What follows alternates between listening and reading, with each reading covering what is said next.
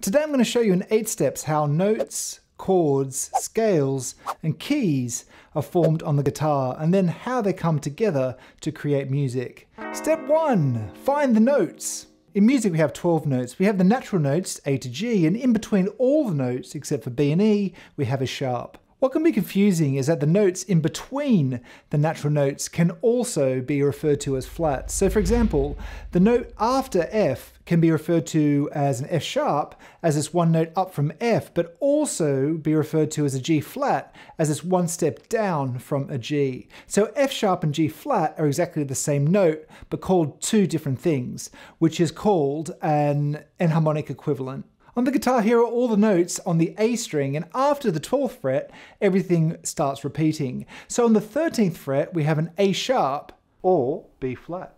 Or a B flat, correct. Step 2, understand what the scales are. We have the 12 notes, but playing all the notes together doesn't really work. So we group the notes into families of notes that do sound good, and these families are called scales. And we can use the notes from the scales to write melodies, or play solos, or form chords. On guitar, we usually use 7-note scales like the major scale, and this is the C major scale because I'm starting from the note C here on the 8th fret.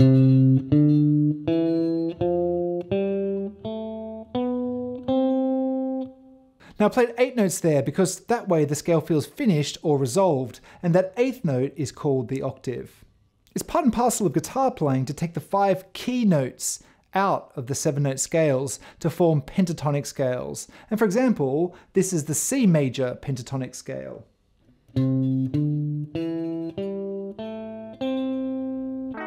Step 3, create the C major scale. The starting point of music theory is the 7-note C major scale. It's like the king of all scales. And the reason it's the king of all scales is it's the only major scale or major key which doesn't have any sharps or flats, so it's the easiest one to understand. And it's also all the white keys on a piano. Now with this scale I can start playing some basic melodies.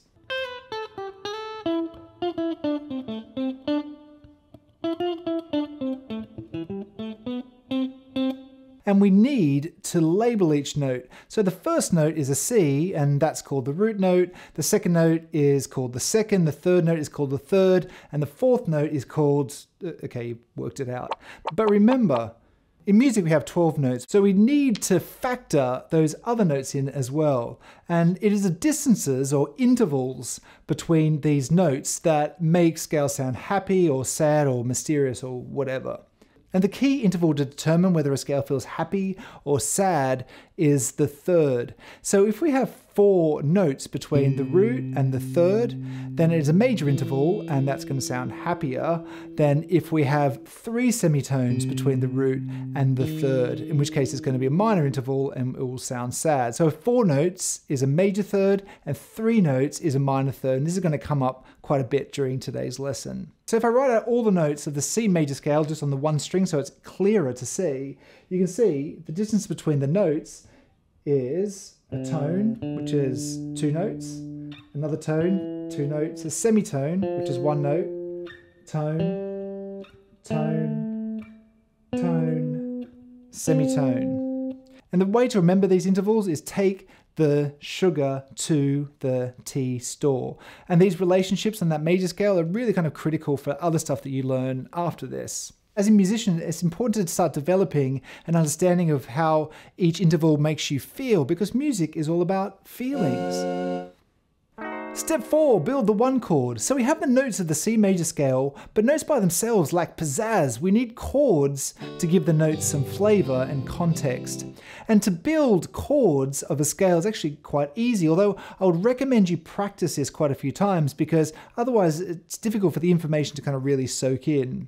So here are the notes of the C major scale, and we just grab the 1st, 3rd, and 5th note to form every chord. So the first chord will be made up of the note C, and then an E, and then a G. So if we look on the fretboard, the lowest C, because we need to have our root note as a C, or our lowest note in the chord.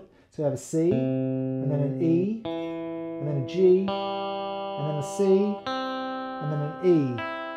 And that's your C major cowboy chord. Step 5, build the other chords of the scale. So now we can start creating all the other chords of the major scale, and this is called harmonizing the major scale. Now to build the second chord in the C major scale, we start from the D, and then once again, like we did before, we grab the first, third, and fifth notes again. So we get the notes D, F, and A. So is that a D major chord or a D minor chord? Oh, D... It's D minor. D minor. And I'll show you why it's a D minor, and this is probably the most complicated part of everything we're going to do today, so buckle down. And also, 3-note chords we are building today are called triads because they have 3 notes. Now I mentioned this before, but if you notice that the interval between the D and the third of the chord is 3 semitones, and that distance makes a minor third interval, making this a minor chord. And if you compare it to the C major chord, there are 4 semitones between the C and the third in that chord, the E, making the C a major chord, as we went through before. And just to get out of the way, on the C chord, the distance between the C and the fifth of that chord is 7 semitones, which makes it a perfect fifth. And that interval is very pleasing to our ear. And on the D, the distance between the root and the fifth, the A, is also 7 semitones. So once again, it's a perfect fifth. And if we find that D chord on the fretboard, the lowest D here on the D string is the root note, so then we have D, A, D, F. That's a D minor chord. So let's do the next chord. So the next chord we're going to have the E, then grab the G, and then also grab the B. The distance between the E and the G is 3 semitones, making a minor chord. And I won't go through the rest of the chords in detail, but I would suggest you kind of go through them by yourself just to kind of work them out, to make yourself comfortable with it.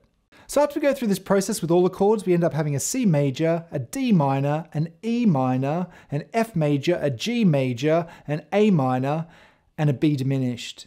And what makes the chord a diminished chord is the distance between the root and the third is a minor interval, which is kind of pretty normal. But between the root and the fifth, it's only 6 semitones rather than 7 semitones, making this chord different than the rest and a bit of an outcast. B diminished has a fifth with only 6 semitones. Diminished. And the best way to remember how this sequence works is a 1, 4, and 5 are major, and the rest are all minor, except for the 7th, which is diminished. Step 6, work out the relative minor. So we have the chords that we can use to start making chord progression. So I could make a really common pop chord progression like C major, G major, A minor, and F major. And you would call this progression a 1, 5, 6, 4 progression based on the positions of the chords in the scale. And here we always use Roman numerals when we're talking about chord progressions, and I don't know why that is. Now, as you know, major chords generally sound happy, but if you want a more mysterious or sad chord progression, you could use a minor chord progression. And you can easily do this by starting on the 6th note of the major scale, which is an A minor chord. And that 6th degree of a major scale is called the relative minor. The chords that you can use will be the same as before, but we'll just be starting from a different point. So for something sad, we could do an A minor, D minor, E minor progression. Step 7, find the keys. Before we go into the keys, if you find this video helpful, please give it a like, and also let me know if you have any other intermediate questions that you'd like to get answered in future videos. One of the great things about guitar is that you can easily move shapes around the neck. So if I take my C major scale, and start from the 3rd fret, which is a G, I end up playing the G major scale. Now if you look at the notes in that scale, you notice that there's all the natural notes as well as an F sharp. But that's a very long-winded way to find the notes from the G major scale. And you also need to know the fretboard notes, which, as we know, guitarists aren't always that great at.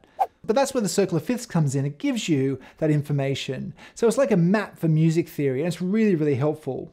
Now there's lots of free circle of fifths available online, although I have created a printable version which has all the essential information for guitarists, and that's available on my Patreon and helps support this channel.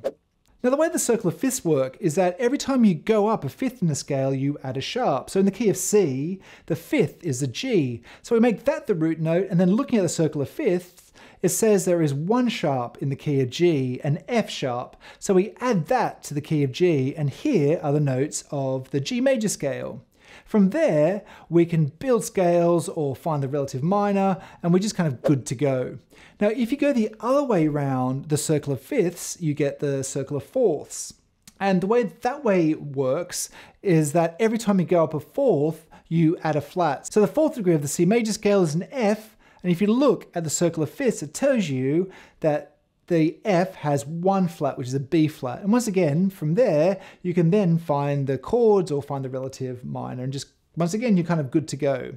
The great thing about the circle of fifths is you don't need to worry about knowing that there's a F sharp in the key of G, because the information is just there right at your fingertips. It's just great. Step 8, bring it all together. So I've done notes and scales and chords and keys, but let's bring them all together to create music. Let's work out the chords of the E major scale. So from step 1, we write out the notes E, F, G, A, B, C, D, starting from E. From step 7, we can whip out the circle of fifths, and the key of E has 4 sharps, F, C, G, and D. So we can add those sharps to the notes, and here are the notes of the key of E. From step 5, we can write out the type of chords for each of these notes. So the first, fourth, and fifth are major, and the others are minor, except for the D sharp, which is diminished. Diminished. From there, we could create a sequence of chords.